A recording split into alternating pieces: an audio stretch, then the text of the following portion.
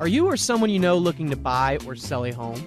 When you use a HomeGain Realtor to buy or sell a home, you can get $150. Visit homegain.com and click on the Promo 150 banner at the top of the page to get started. Compare HomeGain Realtors and choose your favorite. Complete your home purchase or sale transaction with a HomeGain Realtor, and HomeGain will pay you $150. Get started today by going to homegain.com. You're listening to Real Estate Radio Washington, D.C. Metro with local expert Ryan Sloper. Now, here's Ryan. Welcome back, Washington, D.C. Metro, to Ryan Sloper's Real Estate Radio. My guest today is Louis Cammarosano, the general manager of HomeGain. Quick reminder, Real Estate Radio is designed to build the Washington, D.C. Metro's housing and credit markets one house at a time. If you ever have any questions, concerns, or real estate needs, the best number to reach out to us at the off-air phone number is 877-245-2030. That's 877-245-2030. Reminder, that is an off-air number. When you call, leave your name, phone number, and best time to get back to you, and we will get back to you by the end of the day. So the question today is there going to be a 3.8% tax on homes that's actually located in the health bill? Now, I know that sounds very unusual, but actually, there is within the health bill something that's shown that there's going to be a 3.8% tax on home sales that some people will have to pay on that tax. Now, I know a lot of you are going to have questions. It's not supposed to take place until 2013, but we obviously wanted to get this information out as soon as possible just because it's out there, and a lot of people are kind of confused how that's going to affect their home sale if they decide to sell in the next couple of years. Louis, I don't know if you've really read anything into this. Well, no, I have. I believe it's on homes over a certain price. Well, really, the simple explanation of it is that it's going to affect those sellers of real property who will otherwise taxed on capital gains under current tax laws. So, the people that are... But isn't there a threshold on value as well? Value and as well as income. So for people making, I believe it's $200,000 individually or $250,000 jointly.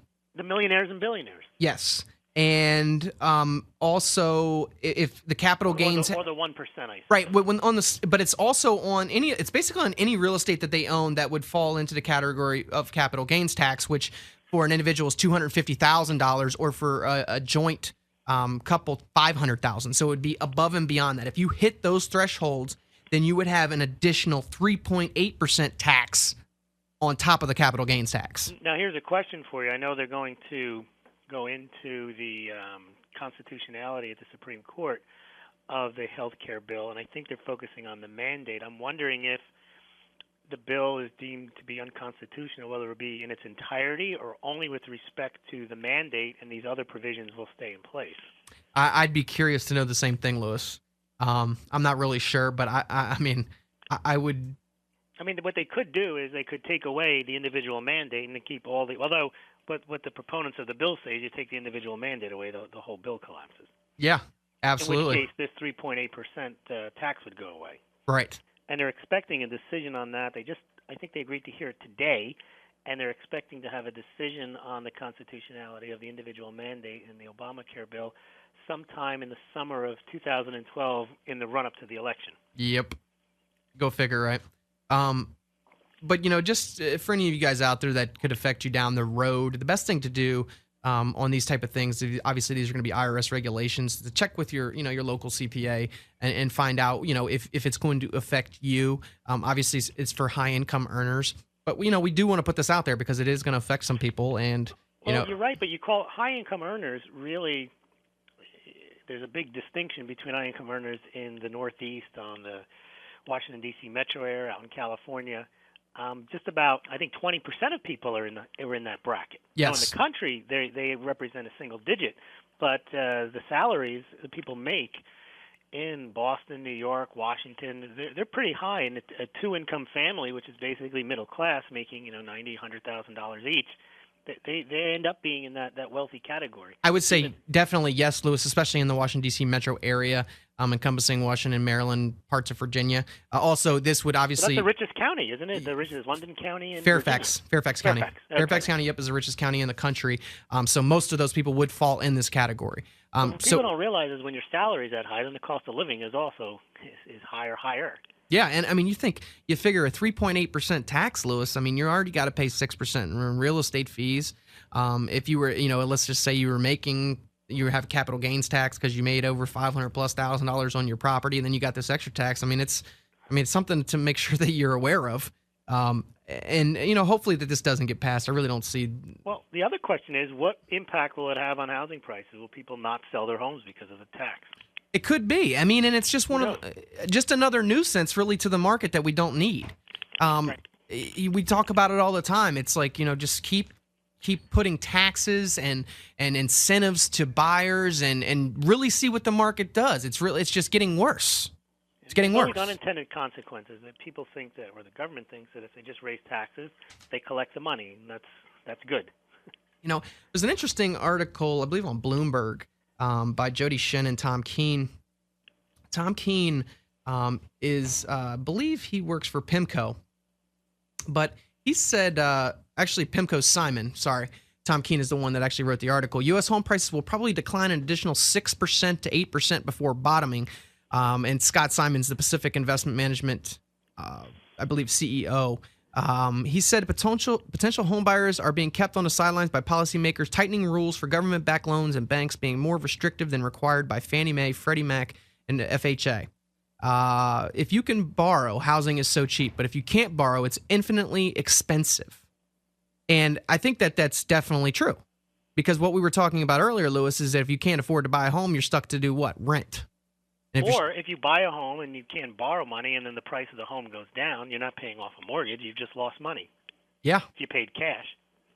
Absolutely. And he actually mentioned also in here, if we do have a drop-off of 15% to 20% more, then our situation would become even more dire, because that would leave nearly half of U.S. homeowners with mortgages owing more on their property value than they're underwater. Right now, we're about at a third. We're probably about 25%, which is 1 in every 4.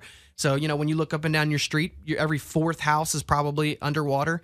But if the property values were to come down another 8 to 15%, you're looking at, 2 in every 4, which would be another mess in itself. And that has an impact on the people that aren't underwater, because it brings their values down.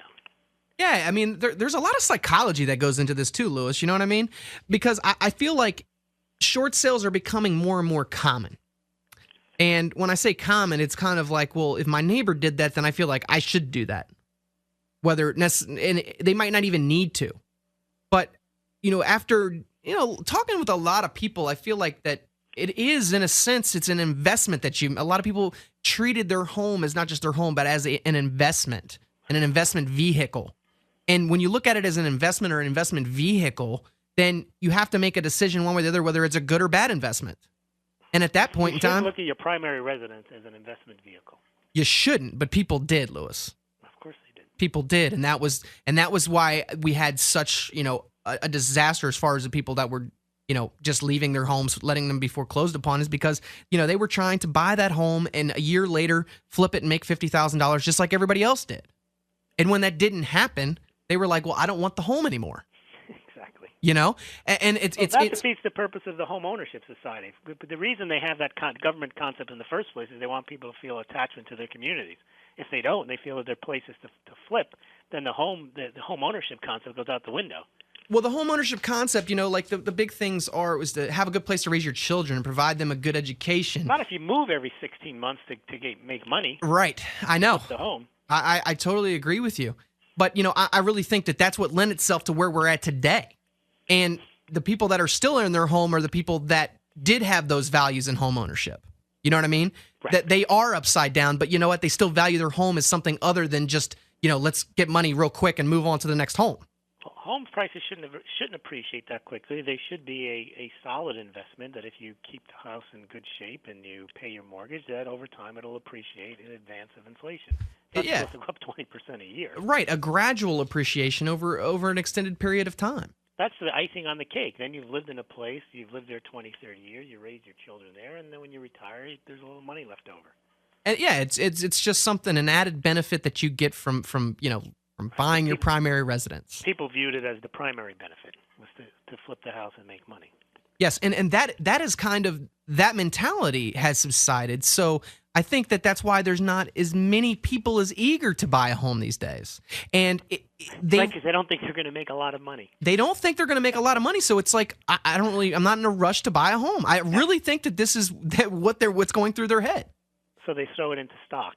They throw it into stocks and they rent.